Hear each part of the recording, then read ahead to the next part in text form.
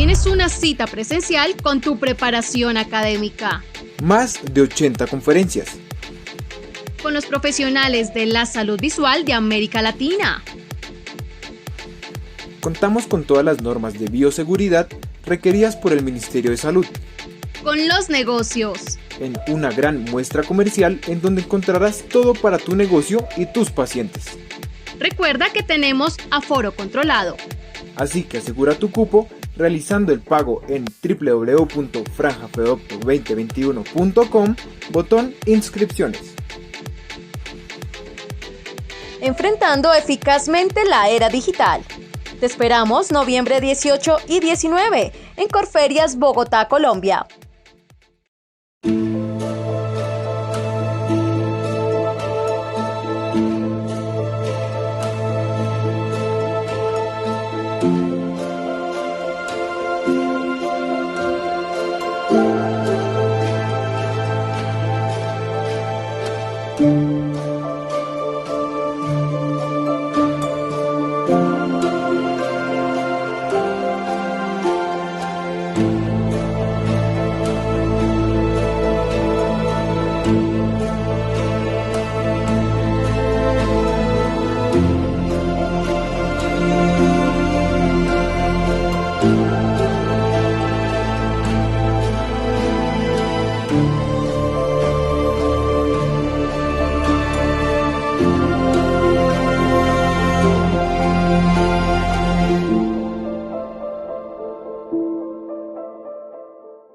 Bienvenidos al programa iCaps Franja Ocular, el espacio de encuentro de los oftalmólogos de América Latina.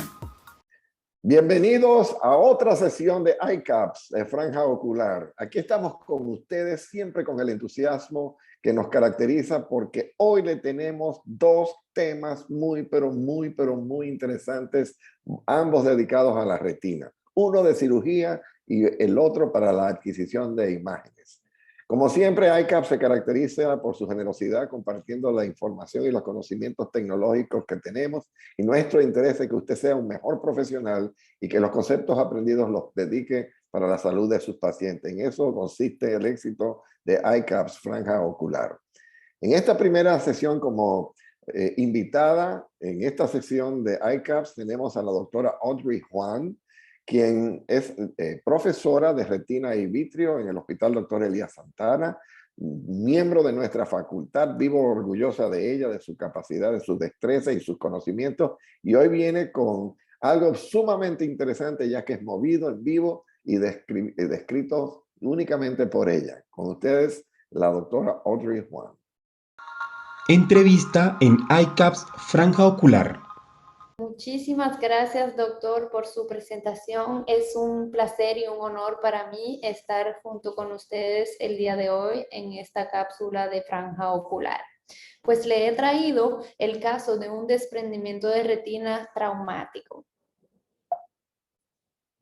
Se trata de un paciente masculino de 32 años, albañil, que acude al centro refiriendo un trauma penetrante hace aproximadamente 2 horas de evolución. No está muy seguro con qué ha sido el trauma, puede ser con un clavo, un trozo un fragmento de cemento. Él no está muy seguro qué fue lo que lo impactó. Él acude con agudezas visuales de percepción luminosa para su ojo derecho, 20/20 para el ojo izquierdo. En el ojo derecho evaluamos una córnea, una hematocórnea, iris y cristalino cámara anterior no es valorable, a expensas de la gran cantidad de sangre y coágulos que había en cámara anterior, y se apreciaba una herida escleral a nivel temporal. Tenía defecto pupilar aferente relativo inverso en este mismo ojo. Se realizó una ecografía modo B transpalpebral que evidenció una hemorragia vítrea, un desprendimiento de retina poco móvil y un cristalino aparentemente desplazado hacia atrás. En este momento decidimos entrar el paciente al quirófano lo más rápido posible. Afortunadamente se logró preparar como emergencia y se entró el mismo día. El plan para este momento fue realizarle una lensectomía, reparar la herida y tratar de reparar el desprendimiento de retina. Inicialmente Inicialmente comenzamos por explorar la herida para poder tener una idea de la extensión y valorar si podríamos cerrar. La córnea no estaba afectada, pero la herida se extendía hacia más allá de la inserción del recto lateral. Por ende, decidimos suturar el músculo, desinsertarlo para poder exponer en su totalidad la herida escleral.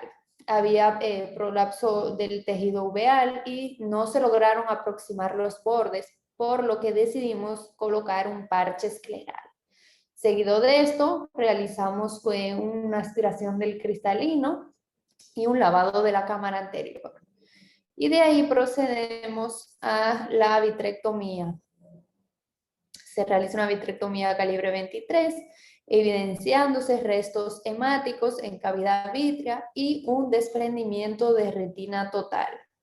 Comenzamos realizando el core vitrectomy, nos aseguramos de tener un desprendimiento de vítreo posterior y colocamos perfluorocarbono para tratar de estabilizar un poco la retina y poder entonces seguir con nuestra vitrectomía. Y ahí evidenciamos que a nivel temporal la retina se sentía muy tiesa y aparentemente podía estar encarcerada a nivel de la herida. Supusimos en ese momento que podía estar la retina agarrada con una de las suturas posteriores del parche. En ese momento decidimos retirar esas suturas, inyectar viscoelástico con el propósito de tratar de relajar ese encarcelamiento. Sin embargo, no fue posible y al ver que no relajaba, decidimos realizar una retinectomía de la zona. Cauterizamos y entonces procedemos a la retinectomía. Inmediatamente la retina se relaja y podemos continuar con el afeitado de la base del vítreo, indentando en 360 grados. Reposicionamos nuestro borde posterior del parche, nos aseguramos que esté bien suturado, a pesar de todo siempre fugaba un poco de BCS. Realizamos el intercambio y colocamos láser alrededor de la retinectomía que hemos realizado. En ese momento decidimos que vamos a dejar el paciente con aceite de silicón y en afaquia, por ende se realiza una iridotomía inferior y vamos a dejar el paciente con silicón. No conocíamos muy bien el pronóstico visual que iba a tener este ojo después del trauma y de la reparación del desprendimiento y de toda esa larga cirugía. Esa fue la razón por la que decidimos dejar el paciente en afaquia. En su seguimiento, estas son fotos del paciente un mes posterior a la cirugía. Se ve una cámara amplia, una córnea clara, vemos la iridotomía permeable a nivel inferior, no hay silicón en cámara anterior, y vemos cómo a nivel temporal se observa el parche, parte del parche escleral. En ese momento del primer mes, el paciente con una corrección de +10 alcanzaba una visión de 20/200 y su retina se veía aplicada. Al tercer mes postquirúrgico, el paciente refería una disminución de la visión y se evidenció una membrana epirretiniana que traccionaba y distorsionaba la fovea.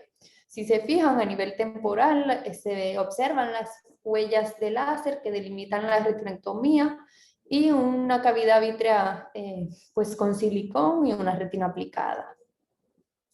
Por ende, este es el OCT que se le mandó a hacer al paciente, se ve cierta tracción hacia nasal y algunos quistes que pueden deberse tanto a la inflamación, un edema por la marcada inflamación luego del trauma, como también a la tracción que ejercía esa membrana epirretiniana. Por ende, en vista de que entendíamos que el paciente tenía buen pronóstico, ya que había alcanzado buenas visiones postquirúrgicas, nos planteamos retirar el silicón, pelar esa membrana y anclarle un lente intraocular. Y esta es la cirugía que le presento a continuación.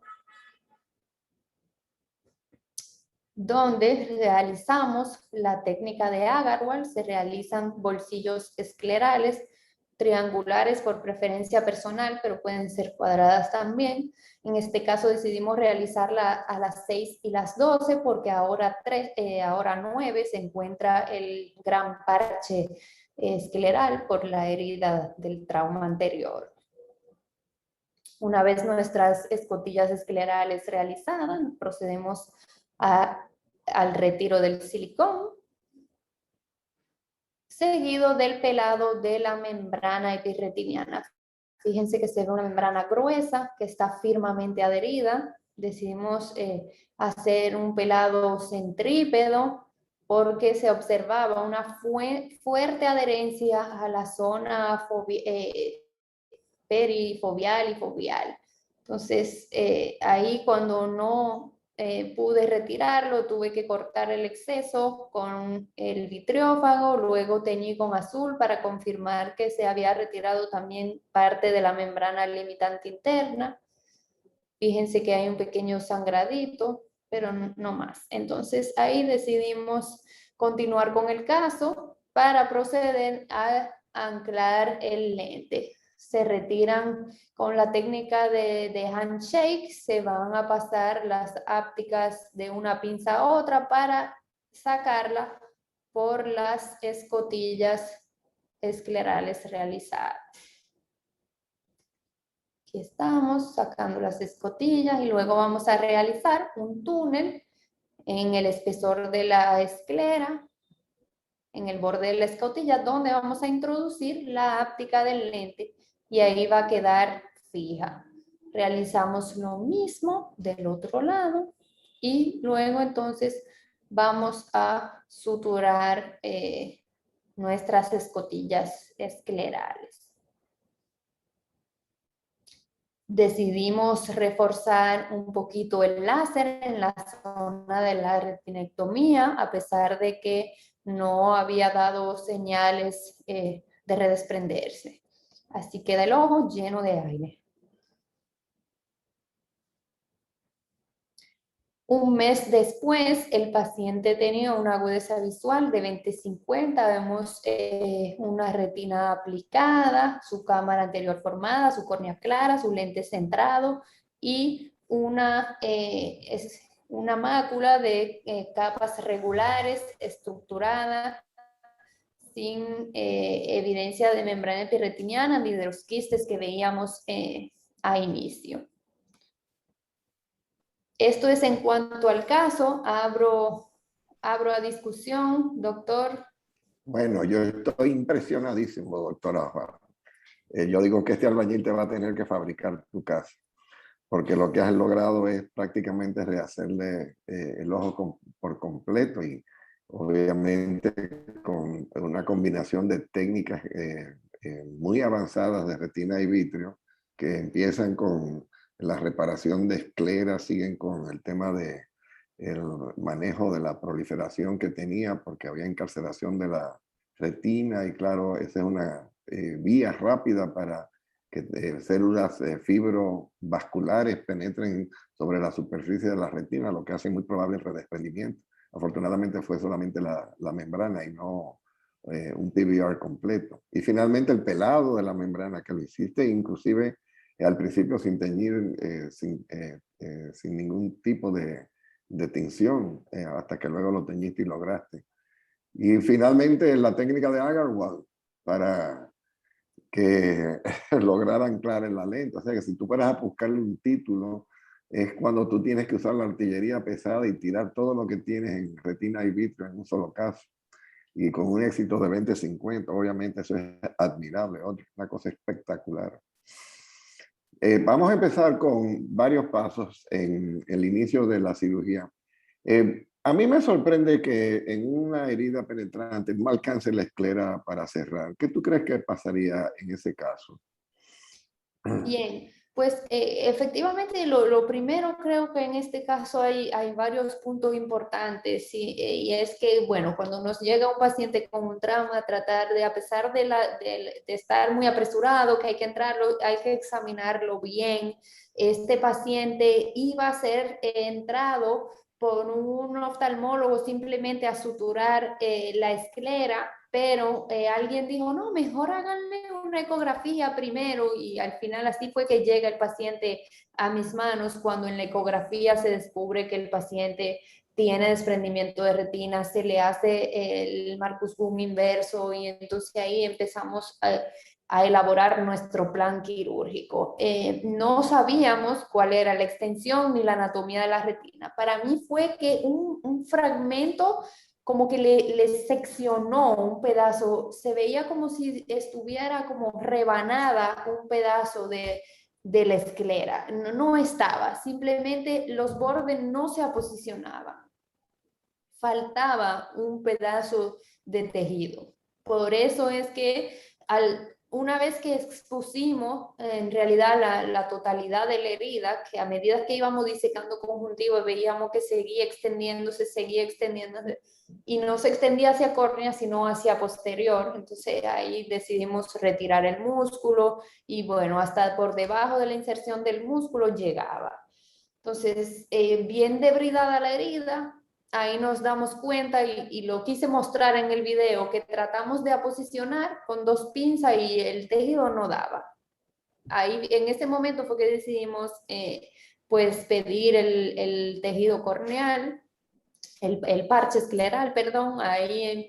Y justo pues cuando ya yo tenía un rato recortando parte de la esclera, estaba la doctora Angie de la Mota, que es corneóloga, experta. También ella vino y me dio la mano en esta parte del parche escleral. Entiendo que el caso duró menos gracias a ella, que nos agilizó. Obviamente pudiéramos hacerlo, como usted bien dijo, tenemos en el cirujano vitreoretiniano tiene algo de manejo de la esclera y puede hacerlo, pero en manos expertas, pues entiendo que redujimos considerablemente el tiempo quirúrgico al ella darme la mano con el parche. Si yo hubiera estado, yo hubiese intentado usar una sutura 6.0, ya sea nylon o mercilene o hasta inclusive seda, porque lo que pasa es que la fuerza que tiene el 8.0 Vicryl y el nylon cuando tienes mucho tiempo con una herida abierta no es suficiente para reaproximar los bordes, ¿no? Y sin embargo, el otro efecto de las suturas de 6.0 es que hace una imbricación de la esclera. Te hubiera ayudado internamente en relajar la tracción interna que tenía también. Porque lo que hace es que te imbrica, te introduce hacia adentro los bordes de la herida y logras, como quien dice, un bucle radial en la zona donde has hecho la reparación. Pero anda, síguele. Bueno, en ese momento, doctor, yo no traté de dar sutura, simplemente con 2 pinzas traté, porque que se veía muy grande la herida. Entonces, permítame mostrarle, a ver si puedo, en una parte del video. Se veía una herida muy grande y fíjese, con 2 pinzas yo traté de aproximar los bordes. No traté de suturar, pero aún con las pinzas no lograba juntar ambos bordes. Se veía muy irregular. Puede ser que por la misma, el prolapso vítreo que había en esa zona con el vitreófago, esto no se ve en el video por razones de tiempo, pero con el vitreófago corté algo de vitreo que había por ahí saliendo. Con viscoelástico tratamos de proteger el tejido uveal que se ve prolapsado. En realidad no. Esa foto de la herida, porque aquí hay unos 4,5 milímetros del limbo, como mucho, ¿no? En algunos lugares solamente 4. Quiere decir que al llegar a la inserción del músculo, que está a 5,5, y posterior a la inserción del músculo, ya por definición tú estás en retina. O sea que esta es una herida escleral, pero que seguro que tienes retina involucrada. Esto cuando lo vayas a explorar desde afuera.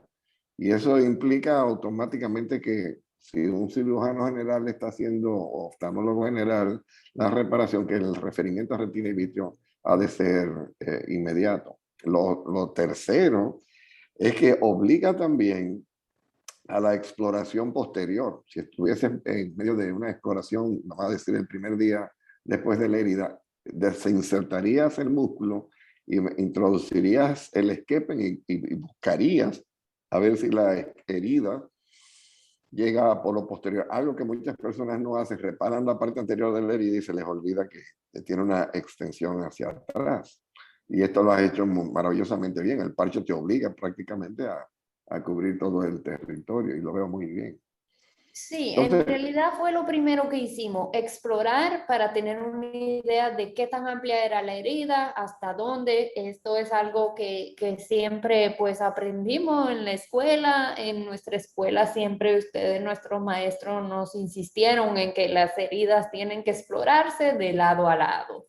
Hasta no ver dónde acaba, no tengo que continuar y continuar, y si hay que desmontar el músculo, pues se desmonta, pero hay que determinar qué tan amplia es la herida para repararla en su totalidad. entonces sigo con el análisis de las decisiones tomadas. Entonces, a ver, yo con esta extensión de herida, sabiendo que tengo la retina probablemente involucrada, aquí hay que tomar una decisión. ¿Vamos a hacer esto con cerclaje o sin cerclaje? Ya yo sé que te funciona muy bien sin cerclaje, pero aquí hay un aspecto filosófico en eso. ¿No hubiera sido mejor tener un cerclaje para mantener relajada toda esa tracción periférica del vitrio? A ver, ¿qué usted me diría? Sí, realmente en los casos de trauma está recomendado el uso del cerclaje. En este caso, por varios motivos. Primero, porque era un paciente sin seguro alguno, que se entró en una institución privada, más o menos dijo que se haría responsable, se entró a reparar la herida, a ver qué encontrábamos. En el momento en que veo que tengo que desmontar un músculo, que veo la amplitud, me pregunté qué pasa si le pongo un bucle, se lo pongo, no se lo pongo. Una vez colocado el cerclaje, el parche, teníamos más de una hora ya de cirugía y veía como que tal vez me iba a prolongar mucho el caso, no sabíamos qué tanto pronóstico iba a tener. Definitivamente es algo que he pensado a posteriori. Realmente, afortunadamente, no fue necesario en el caso de este paciente, pero sí es algo que siempre hay que tomar en cuenta, porque los traumas se ha demostrado en estudios grandes que se benefician de un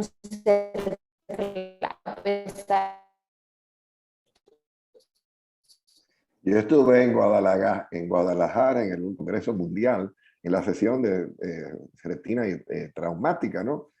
Y desgarros gigantes de la retina. Y eso fue una discusión que duró media hora de los que proponen cerclaje y los que dicen que si has relajado toda la tracción interna de la retina, no hay por qué hacer un cerclaje, y lo que hay que saber es afeitar bien el vitrio, pelar y relajar todo lo que pudiera causar el desprendimiento, ¿no?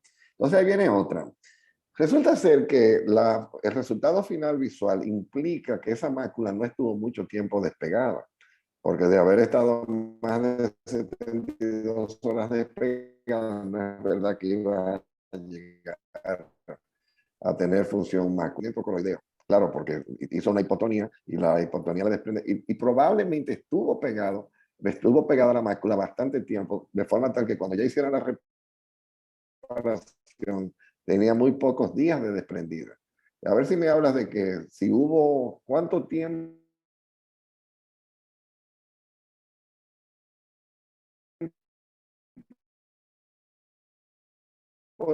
entre el accidente y la cirugía? Y él es muy afortunado porque él es un trabajador inmigrante que no tenía seguro,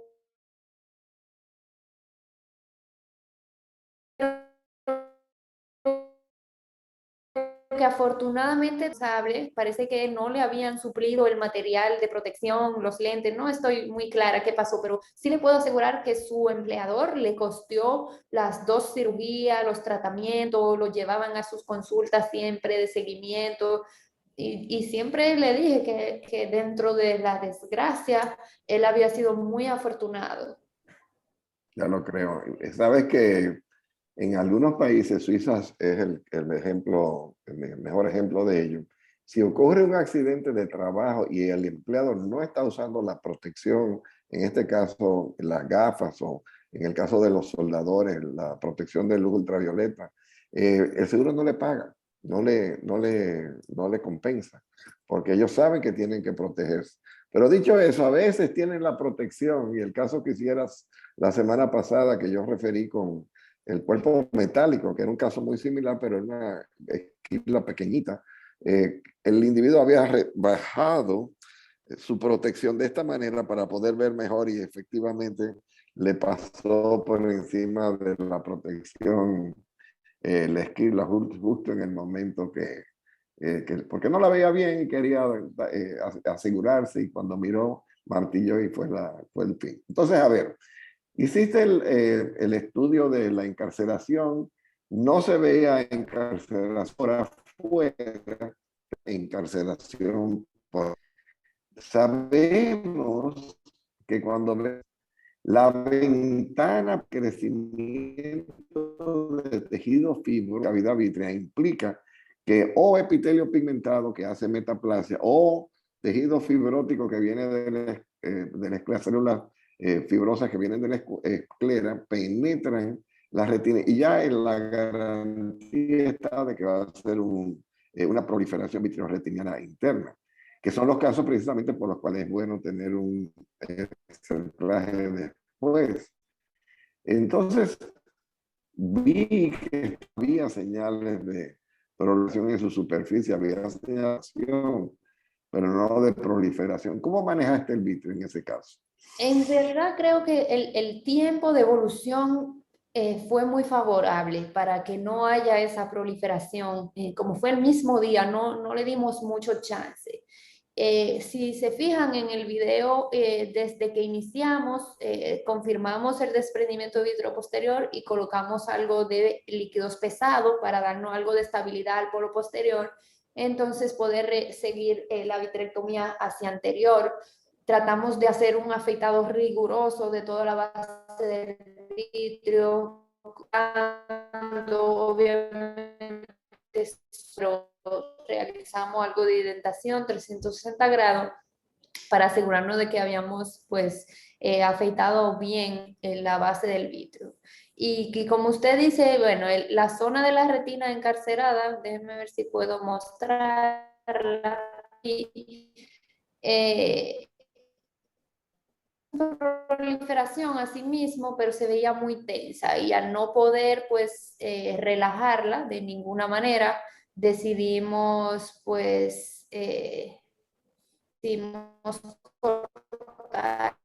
cortar. Te permitió que la retina se reaplicara perfectamente a su lecho, ¿no? Así. Entonces viene otro tema. Afortunadamente también este desprendimiento no fue hemorrágico. Si hubieras tenido sangre debajo de la retina, obviamente el resultado anatómico tan lindo, y se ve inmediatamente, empiezas a poner el perfluoro, de que la retina se va a pegar, no hay sangre entre ellas. Pero si hubiese tenido sangre, pues eso te altera completamente, no solamente el manejo, sino esa misma imagen. Ahí te das cuenta que esa mácula va a funcionar perfectamente bien después, porque está en su lecho anatómico y no han pasado ni siquiera las primeras 24 horas. De forma tal de que cuando hay sangre, dícese que la peor combinación es sangre con desprendimiento de retina. Esa combinación, me decía siempre el doctor Blumenkranz, que es el experto en proliferación, es la garantía de que vas a tener antes de las 6 semanas una proliferación vitreoretiniana. Entonces, ¿cómo drenaste el líquido subretiniano? Por la retinotomía. Bien, o sea que llenaste atrás y usaste aire adelante. El paciente ya estaba AFA, entonces cuando ya entendí que había completado mi vitrectomía, entonces ahí hacemos el intercambio hacia aire. A mí me gusta utilizar la cánula de Charles, que es una flauta que es tanto activa como pasiva. Entonces, esto me gusta drenarlo al paso, parcialmente en pasiva, sobre todo cuando va quedando poco líquido para que vaya saliendo pues todo el fluido subretiniano. Pero ya teníamos una gran zona de drenaje ahí temporal. Poco a poco fuimos drenando ahí. Cuando ya, entonces, dejando el perflúor, ¿verdad? En aire, terminamos de secar, colocamos el láser y finalmente aspiramos el perflúor. Divino, excelente. Pues entonces aquí En viene el- otra pregunta. Usaste aceite de silicona, que yo creo que fue genial, y tú tienes aceite de silicona de 1000 y de 5000 centímetros. Sabes que esto lo hemos hablado muchas veces. Y yo sé que en el hospital siempre usan el de 5000, pero ¿por qué uno y por qué el otro? ¿Dónde y cuándo decide uno usar el de mayor viscosidad sobre el de menor viscosidad? Bueno, en cuanto a la viscosidad, se supone que el silicón de 1000, que es menos viscoso que el de 5000, tiende a emulsificarse más rápido. En este caso, elegimos el de 5000, no solo porque era el que estaba disponible en el momento, sino que también era un ojo con un pronóstico reservado, que no sabíamos bien el tiempo que quisiéramos que durara ese ojo con el silicón, que luego de un trauma seguro que iba a querer que durara aproximadamente mínimo unos 6 meses dentro del ojo, hasta que el cuadro inflamatorio pues se calmara y todo estuviera bien tranquilo para ponderar un retiro de silicón. Entonces, en este caso elegí el de 5000 para que me durara más tiempo dentro del ojo, sin emulsificarse, más que tengo un paciente en afaquia. Claro. Es Este es otro es más caso. difícil de retirar. Yo pienso que si tienes poco tiempo, anticipas poco tiempo para el retiro del aceite, que no tiene sentido poner uno más viscoso, simplemente lo que haces es dificultar las cosas en el momento del retiro. Pero sí, obviamente el de 5000 es menos propenso a la emulsificación. Pues bueno, ya tienes el ojo que se te rescató. ¿Y por qué no dejas demasiado tiempo la silicona en el ojo? Bueno, ya el paciente pues me va evolucionando bien, veo que tiene buen pronóstico porque inmediatamente al mes el paciente tiene una agudeza visual de 20/200, veo que todo va marchando bien. Luego entonces cuando aparece en la membrana epirretiniana me baja la visión y ya ahí entonces digo, bueno, pues vamos a ir pensando, vamos a retirarte el aceite porque todo luce bien, el láser está cicatrizado, tu retina no muestra signos de proliferación vitreoretiniana, no hay signos de un posible redesprendimiento, ya el paciente tenía 3, 4 meses en lo que él se fue preparando y discutió con su empleador, etcétera. Pasaron unos 2 meses más y era casi 6 meses habían transcurrido al momento del retiro de silicón.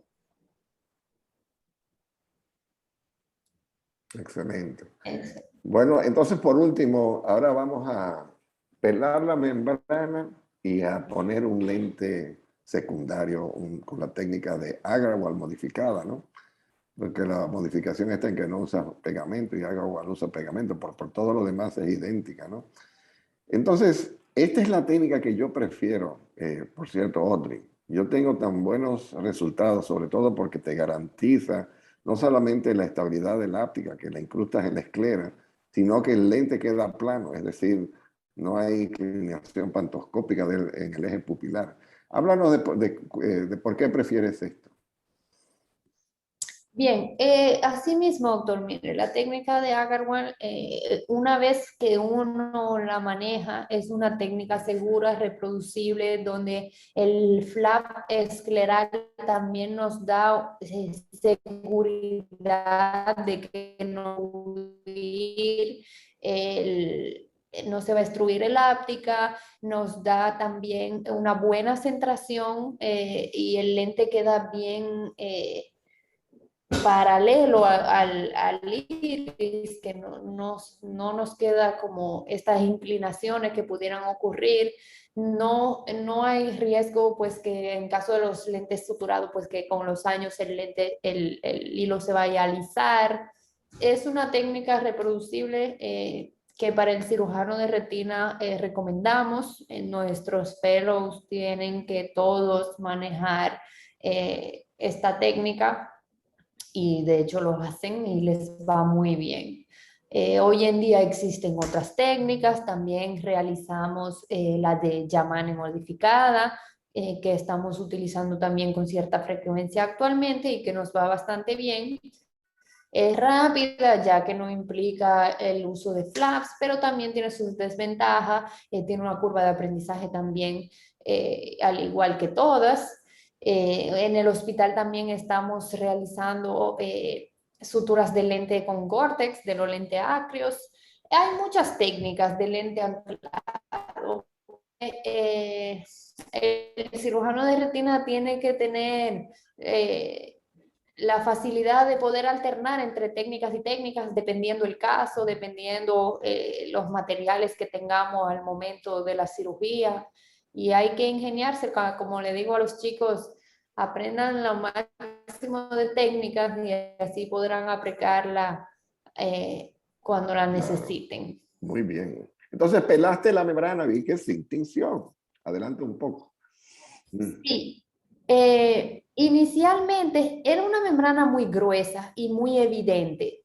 Entonces, esta parte decidí de una vez agarrarla con la pinza y era muy visible. Pues inmediatamente se agarra, podemos ver cómo se pela con cierta facilidad, excepto a nivel foveal, donde tenía una fuerte adhesión. Por eso decidí de la periferia, o sea, de forma centrípeda hacia de la periferia hacia el centro. Luego vine con el vitriófago, que no se ve aquí en la edición del video, y recorté para no jalar con el miedo de crear un agujero macular. Entonces, una vez pelada ya la membrana, decidí teñir con azul, ver si iba a pelar o no la limitante interna. Y en este caso, pues nos dimos cuenta que ha venido muy limitante toda la limitación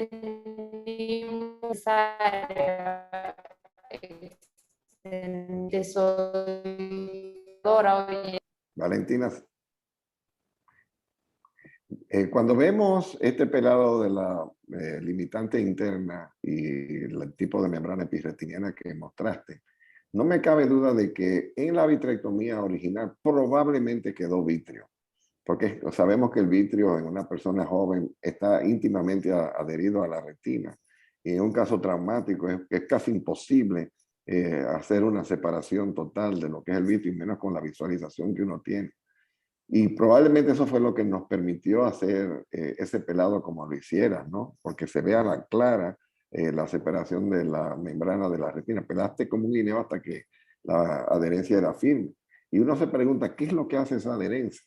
Y las teorías son de que el mismo epitelio pigmentado que salió de tu retinotomía o de las aplicaciones del láser es el que se convierte en tejido fibroso y de alguna manera llega a esa interfaz entre la hialoide posterior y el vitro haciendo la adherencia.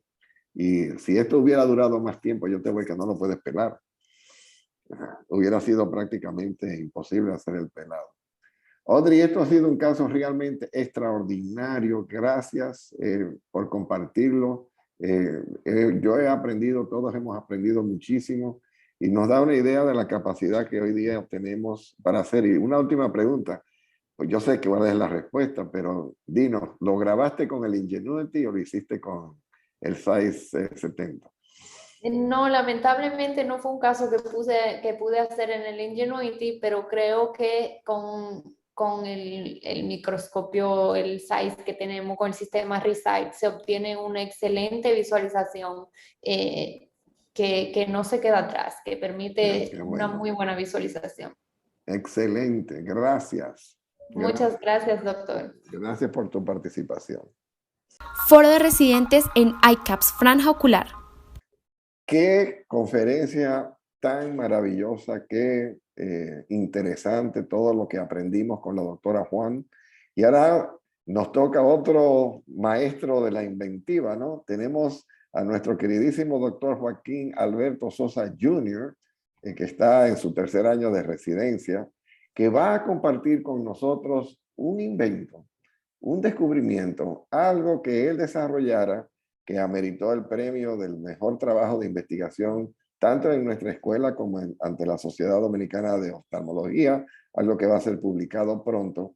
Y sin hablar mucho de lo que es el genio de este joven, quisiera que compartiera este hermoso trabajo de investigación, que es la clave de mantenerlo a uno informado con la más reciente tecnología de la oftalmología. Los dejo con el doctor Joaquín Sosa Jr. Bueno, muy buenas tardes. Muchísimas gracias, doctor, por esa presentación. Y en la tarde de hoy me complace hablar de uno de mis temas favoritos, y es acerca del trabajo de investigación que estuvimos realizando el año pasado, al que quisimos titular Telemedicina y retinopatía del prematuro, atravesando fronteras en la salud visual pediátrica, estudio Telerop, y vamos a ver en el transcurso de la presentación por qué le pusimos ese título. De manera introductoria, la retinopatía del prematuro es una enfermedad vascular que afecta a las retinas de infantes pretérmino, cuyo factor patológico clave y característico es la isquemia localizada y la neovascularización retiniana, con un espectro de severidad desde casos leves hasta avanzados, hasta llegar a ceguera irreversible bilateral. ROP así representa la segunda causa más común de ceguera en niños menores de 6 años, con alta incidencia por el aumento de los nacimientos pretérminos a través del tiempo, estimándose así que cada año aproximadamente 60,000 niños y niñas quedan ciegos por retinopatía del prematuro, de los cuales 25,000 viven en América Latina. RedCam es el método estándar para la toma de imágenes digitales en ROP, sin embargo, su escasa movilidad y alto costo muchas veces limita su accesibilidad. Así, recientes innovaciones tecnológicas han demostrado que los teléfonos inteligentes son capaces de realizar fotografías de fondo de ojo, y es por esto que presentamos el primer dispositivo libre de patente hecho de un polímero termoplástico, una impresora 3D para la toma de imágenes de fondo de ojo de la compañía iDocs iCare, que no solamente permite una excelente resolución, sino que su bajo costo de impresión y montaje de solamente $20 por unidad la hace perfecta para crear un impacto global. La reducción de la ceguera prevenible en países en vía de desarrollo como lo es la República Dominicana. Es por esto que nos hemos propuesto evaluar la precisión y validez del dispositivo de imagen vía teléfono inteligente y del sistema digital RedCam en comparación con la fundoscopía convencional para el diagnóstico de la retinopatía del prematuro, así como la incitra, evaluar qué tan sensible y qué tan específico. Por último, comparar el diagnóstico utilizando un observador enmascarado, que fue la doctora Juan, calculando así el índice kappa de Cohen. Este fue un estudio observacional descriptivo de corte longitudinal y enmascarado, realizado en el Hospital Dr. Elías Santana. Se trató de un estudio enmascarado debido a que un observador vio las imágenes sin tener contacto directo con el paciente en cada grupo, y esas imágenes entonces se compararon con el diagnóstico clínico de ese prematuro. Previo a la evaluación oftalmológica y luego de la firma de consentimiento informado, se documentó mediante esta pequeña encuesta los datos demográficos de cada y factores de riesgo individuales de cada paciente. Disculpen. Y los datos demográficos de cada paciente en correlación con su ficha de maternidad individual. Realizamos un régimen de dilatación con tropicamida y fenilefrina combinados, administrados como una sola gota a cada ojo, con una segunda aplicación luego de 2 a 5 minutos. Instilamos una gota de anestésico tópico y procedimos a la colocación de un espéculo para iniciar la examinación. En el transcurso del estudio realizamos fundoscopía, como ya dije, para documentar el estadio y la zona de ropa actual del paciente, el cual fue plasmado en su récord físico, y asimismo tomamos las imágenes, un grupo con la RedCam y otro grupo con el dispositivo de imágenes que vemos en el video. Una vez tomada la imagen, la misma fue enlazada a una nube encriptada en conjunto con una ficha de Excel que contuvo los factores de riesgo y los datos demográficos para el acceso del observador, Y al finalizar el estudio, evaluamos la concordancia diagnóstica calculando el coeficiente kappa, las imágenes que se tomaron versus el diagnóstico que dio el médico clínicamente con la fundoscopía, que sigue siendo y seguirá siendo el estándar de oro. Incluimos pacientes con un peso al nacer menor de 1.500 gramos, una edad gestacional menor a 30 semanas y pacientes que hubiesen tenido mayor edad gestacional y mayor peso, que tuviesen los siguientes factores de riesgo que vemos aquí: la suplementación de oxígeno, las transfusiones sanguíneas, utilización de surfactantes, esteroides, una estancia hospitalaria prolongada de más de 45 días, sepsis y neuroinfección.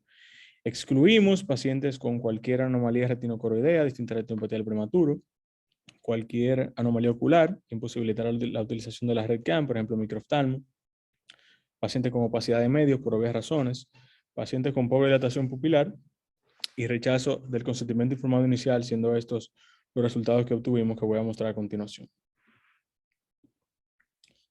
Así tomamos 915 imágenes fotográficas correspondientes con 121 ojos que se distribuyeron en un 49.6% al grupo REDCAM y un 50.4% al grupo SMART, con una disposición bastante homogénea.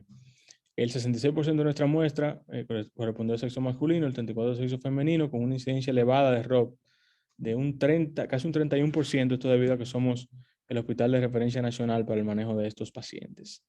Asimismo, que relacionamos factores de riesgo evaluados, que bien sabían en la literatura, pero quizá podemos afirmar que esta es la primera vez que lo vemos aquí en nuestra población con un estudio prospectivo. En la gráfica de la izquierda observamos la relación entre el tiempo total de oxígeno y la aparición de la enfermedad, donde se visualiza claramente que los pacientes que fueron diagnosticados con ROP tuvieron una media mayor de tiempo de oxígeno, dato que fue estadísticamente significativo.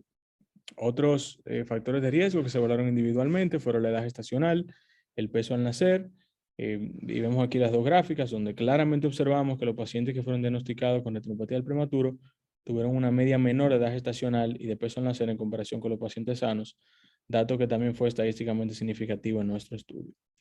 Por último, realizamos un análisis multivariante mediante una regresión logística que demostró con un poder de discriminación de casi un 100%, mostrando que el modelo que creamos fue óptimo y estadísticamente significativo, de que esta variable que vemos aquí, la edad gestacional, el tiempo de oxígeno, surfactantes, esteroides, transfusiones y sepsis, interactúan entre sí para la aparición de la retinopatía del prematuro.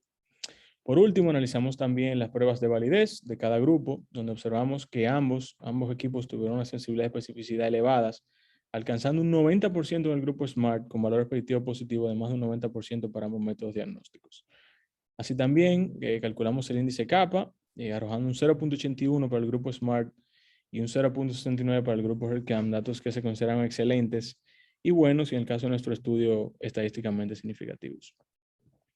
Pasando un poquito a la parte de discusión, comparamos nuestro estudio con el de estos investigadores en el cual se evaluaron factores de riesgo, donde, y ya lo mencionamos en las gráficas, la oxigenoterapia, el bajo peso al nacer y la edad gestacional fueron los denominadores comunes en todos esos trabajos, datos que fueron corroborados por el análisis que ya mostramos. Así también comparamos la validez de la REDCAM con otros estudios con sensibilidad y especificidad variable en los resultados debido a la dificultad de la toma de imágenes periféricas, y quizá al final pudiésemos abundar un poquito más aquí.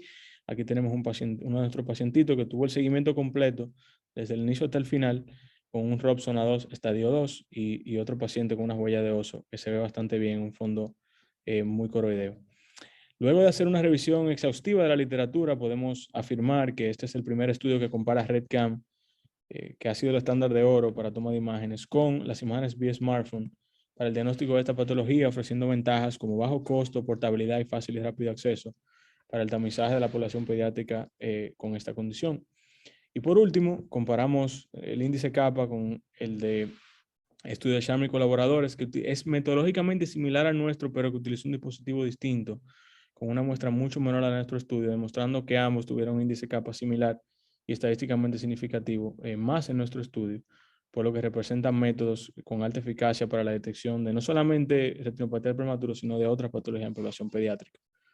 Por lo que podemos concluir que 4 cosas: el tiempo total de oxígeno, la edad gestacional y el bajo peso al nacer fueron los factores individuales que más influenciaron en la aparición de ROP, dato que ya definitivamente se conocía.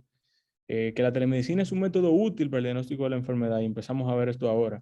Que ambos métodos diagnósticos fueron buenos, excelentes para identificar la presencia de la enfermedad, y que el grupo smartphone y al final mostraremos el dispositivo que lo tengo aquí armado, presentó una sensibilidad y especificidad mucho mayor que el grupo RedCam.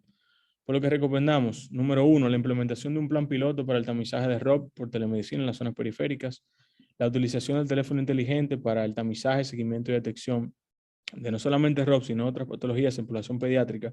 Y aquí tenemos unas bellas imágenes a la derecha de otros pacientes que no se incluyeron en el estudio, y la instalación de redes de telemedicina para el diagnóstico de enfermedades retinianas en general. Esta fue mi bibliografía y muchísimas gracias por su atención. Gracias, doctor Sosa. Excelente presentación. Qué gran idea, qué gran descubrimiento. Yo quisiera pasar un tiempo contigo hablando no tanto del invento, sino de lo que es actualmente el problema de la retinopatía del prematuro. Bien mencionaste de los 25,000 pacientes que anualmente son afectados con esto en América Latina. ¿Cómo tú puedes ver la implementación de este dispositivo en estas campañas? ¿Cuál es en 3 minutos, dime, ¿qué harías si tú fueras ministro de Salud de América Latina para Claro que sí, doctor. Yo creo que antes de hablar de la solución hay que hablar un poco acerca del problema. Y principalmente el problema que tenemos aquí en República Dominicana, y es el problema que bien hemos conversado antes, de la centralización. La mayoría de los retinólogos y quizás algunos oftalmólogos pediatras, porque no todos están entrenados para ROP, esto es un entrenamiento muy exclusivo, están en zonas seleccionadas del país, vamos a decir Santo Domingo, el Distrito Nacional y Santiago.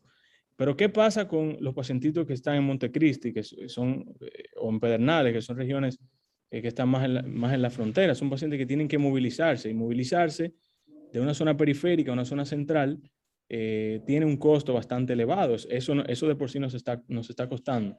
Entonces, básicamente, y por eso lo pusimos en la parte de recomendaciones, porque venimos pensando esto hace mucho tiempo.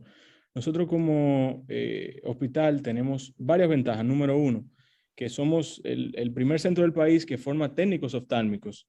Sí se necesita un retinólogo para interpretar las imágenes, y ya lo vimos en el trabajo, pero no se necesita un especialista en retina para la toma de las imágenes. Esto perfectamente se pudiesen tener técnicos oftálmicos que vayan a esas zonas periféricas, que envíen esas imágenes y se decide entonces qué paciente va a la clínica o qué paciente se puede observar. Así también tenemos otra ventaja que me imagino que se implementará pronto y que se ha detenido por el asunto de la pandemia, y es el asunto de los operativos médicos. Nosotros como residentes vamos a las zonas periféricas. Cada mes, una vez al mes, vamos a tomar periféricas, a esas zonas periféricas. Hemos ido a muchísimas partes, hemos ido a San Juan, hemos ido a Constanza, hemos ido a Jarabacoa. Entonces, ¿qué tal si esos residentes también van con ese dispositivo? Y parte del screening visual que se hace es también ver a esos bebés prematuros para decidir entonces qué paciente va a la clínica, qué paciente se ve o qué paciente se observa. Pero ese sería más o menos el plan inicial, pero definitivamente mucho más complejo de ahí. Y sí se necesitan redes de telemedicina bien estructuradas para que esto funcione. Ya vimos en el estudio, vamos a decir in vitro, que funcionan. Ahora necesitamos ponerlo en práctica. Esa sería mi respuesta. A mí me encanta, y además ampliándolo a algo que es muchísimo más frecuente, sería la retinopatía diabética, ¿no? Porque si bien ves los casos que ves de retinopatía del prematuro, la parte diabética es todavía, pero por factores de 100, más frecuente que la retinopatía del prematuro. Y de pronto tienes un instrumento que pudiera adquirir la imagen, ser referido a un centro que pueda evaluarlas y entonces recomendar cita con el oftalmólogo, cita dentro de 6 meses o indicación inmediata para que se le haga el tratamiento con láser o quirúrgico, ¿no?